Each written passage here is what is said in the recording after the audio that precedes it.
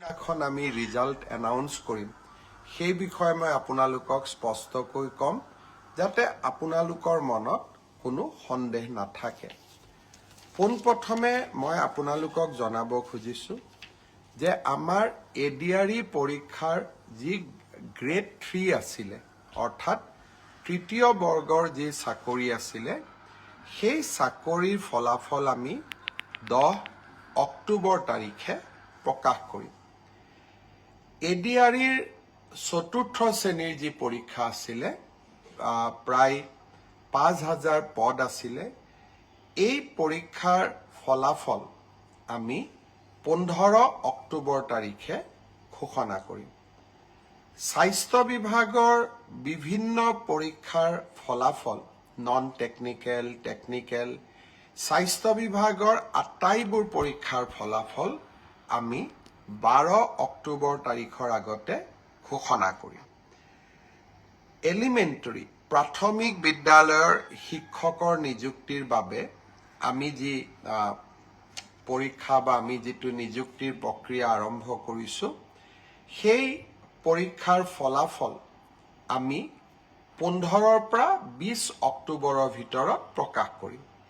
তাৰ কাৰণ প্ৰাথমিক বিদ্যালয়ৰ শিক্ষক শিক্ষয়িত্ৰীৰ পৰীক্ষাৰ ফলাফল ঘোষণা কৰাৰ আগতে আমি গ্ৰেজুৱেট টিচাৰ আৰু পোষ্ট গ্ৰেজুৱেট টিচাৰৰ ৰিজাল্ট ঘোষণা কৰিব খুজিছো যাতে অভাৰলেপিং নহয়, অৰ্থাৎ প্ৰাথমিক বিদ্যালয়ৰ শিক্ষকৰ পদ নিৰ্বাচিত গ্ৰেজুৱেট টিচাৰ বা পোষ্ট গ্ৰেজুৱেট টিচাৰ সকলে দখল কৰিব নোৱাৰে আৰু আমাৰ যুৱক যুৱতীসকল যাতে বঞ্চিত নহয়।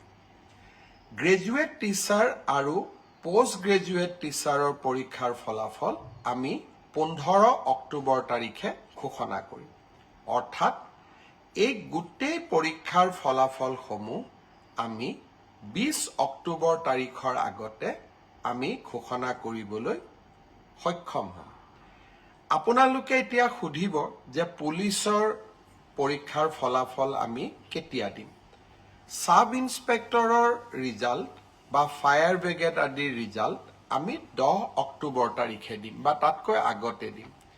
কিন্তু এবি আৰু ইউবি কনিষ্টবলৰ ৰিজাল্ট দিয়াৰ ক্ষেত্ৰত গুৱাহাটী উচ্চ ন্যায়ালয়ে এটা আমাক সাময়িকভাৱে বাধা আৰোপ কৰিছে। আমি আশা কৰোঁ সেই বাধা আৰোপ অতিক্ৰম কৰি অৰ্থাৎ উচ্চ ন্যায়ালয়ক সন্তুষ্ট কৰি আমি এই মাহৰ ভিতৰতে পুলিচৰো এবি আৰু ইউবি কনিষ্টবলৰ ৰিজাল্ট ঘোষণা কৰিব পাৰিম। এই গোটেই ৰিজাল্টৰ ফলাফলৰ লিষ্টখন দেখিলে আপোনালোকে ইতিমধ্যে গম পাইছে যে আমি 20 অক্টোবৰলৈকে যাবলগীয়া হৈছে। কিন্তু মই প্ৰতিশ্ৰুতি দিছিলোঁ যে অক্টোবৰ মাহৰ ভিতৰতে 10 অক্টোবৰত আপোনালোকক নিযুক্তি পত্ৰ দিম। 10 অক্টোবৰত মই নোৱাৰিলেও অন্তত 25-26 অক্টোবৰৰ ভিতৰত আপোনালোকৰ হাতত মই নিযুক্তি পত্ৰ তুলি দিম। কাৰণ পৰীক্ষাৰ ফলাফল ঘোষণা কৰাৰ পিছতো আমি বিভাগলৈকে কাক কোন বিভাগত দিম ৰেণ্ডমাইজেশ্যন কৰিব লাগে আৰু তাৰ পিছত বিভাগসমূহেও আপোনালোকৰ পোষ্টিং অৰ্ডাৰ উলিয়াব লাগে। সেইকাৰণে অক্টোবৰ মাহৰ ভিতৰতে আপোনালোকৰ নিযুক্তি হ'ব, কিন্তু কেইটামান দিন আপোনালোকে অপেক্ষা কৰিব লাগিব। ইয়াৰ কাৰণো আপোনালোকে জানে, যোৱা কেইবাটাও দিন ধৰি আমি কোনেও কাম কৰিব পৰা নাই। জুবিনৰ মৃত্যু বা জুবিনৰ দুৰ্ঘটনাৰ পিছত বা বহুতে কোৱাৰ দৰে হত্যাৰ পিছত যি ধৰণে আমি নকওঁ কিয় আমাৰ মনবোৰ বিষাদেৰে ভৰি পৰি আছিল, কাম কৰিব পৰা কোনেও নাছিল।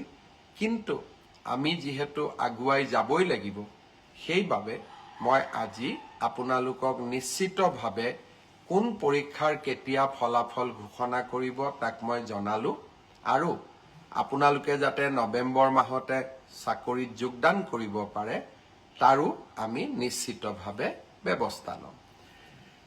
বন্ধু বান্ধৱীসকল, শ্ৰদ্ধাৰ ৰাইজ, আৰু কেইটামান কথা মই আপোনালোকক ক'ব খুজিছোঁ। অৰুণোদয়ৰ জৰিয়তে আমি অসমৰ